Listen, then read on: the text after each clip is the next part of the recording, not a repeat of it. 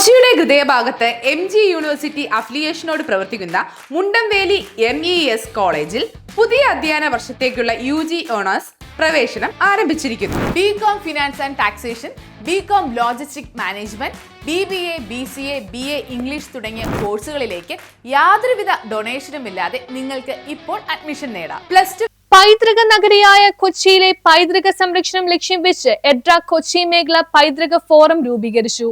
പൈതൃക നഗരിയായ കൊച്ചിയിലെ പൈതൃക സംരക്ഷണം ലക്ഷ്യം വെച്ച് എഡ്രാക് കൊച്ചി മേഖല പൈതൃക ഫോറം രൂപീകരിച്ചു. ഫോർട്ട് കൊച്ചി YWCA ഹാളിൽ നടന്ന യോഗത്തിൽ എഡ്രാക് കൊച്ചി മേഖല പ്രസിഡന്റ് KP അലക്സാണ്ടർ അധ്യക്ഷത വഹിച്ചു. സെക്രട്ടറി ഡോക്ടർ അനൂപ് ഫ്രാൻസിസ് സ്വാഗതം പറഞ്ഞു. മുൻ മേയർ KJ സോഹൻ മുഖ്യപ്രഭാഷണം നടത്തി. നമ്മളിതെങ്ങനെ നിലനിർത്തിക്കൊണ്ടുപോകുന്നുള്ള ഒരു ചോദ്യത്തിൽ നിൽക്കുന്ന ആളാണ്.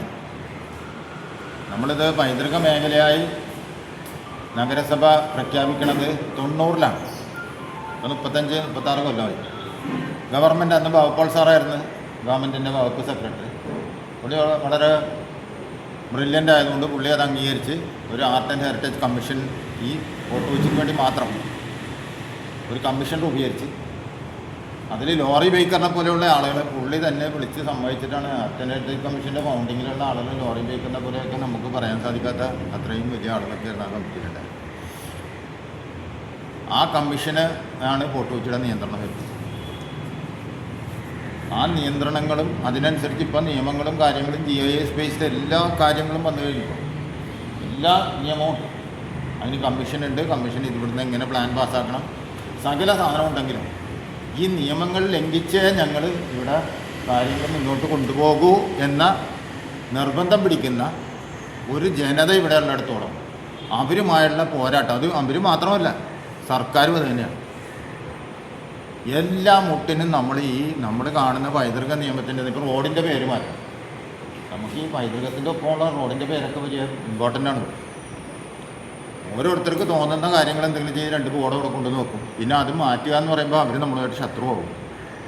ഇപ്പം ഞാൻ വരുമ്പോൾ ഞങ്ങൾ ഇത് വരുമ്പോൾ ഞാൻ പറഞ്ഞു വില്ലേജ് ഓഫീസ് പണിയും. വില്ലേജ് ഓഫീസ് പൈതൃക മേഖലയുടെ ഉള്ളിൽ വില്ലേജ് ഓഫീസ് പണിയണതെന്ന് കേരളം മുഴുവൻ നിർമ്മിതി കേന്ദ്രത്തിന് ഒരു സ്റ്റാൻഡേർഡ് ഉണ്ട്. തോപ്പടി വില്ലേജ് ഓഫീസ് കണ്ടിട്ടുള്ളവർക്കറിയാം. ഒരു കോൺക്രീറ്റിൻ്റെ ഒരു തീപ്പെട്ടി പോലത്തെ ഒരു അല്ലെങ്കിൽ ഒരു സിഗരറ്റ് പെട്ടി പോലത്തെ ഒരു സാധനം അത് പണിയണേ അവിടെ. അപ്പോൾ അതിൻ്റെ ഫൗണ്ടേഷനും പണിത് കഴിഞ്ഞു.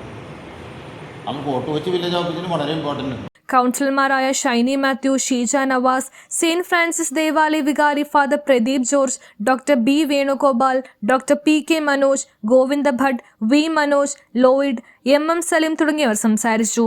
പൈതൃക ഫോറത്തിന്റെ ഔദ്യോഗിക ഉദ്ഘാടനം 25-ന് മുഹമ്മദ് ഷിയാസ് MLA നിർവഹിക്കും. News bureau, Mattancherry.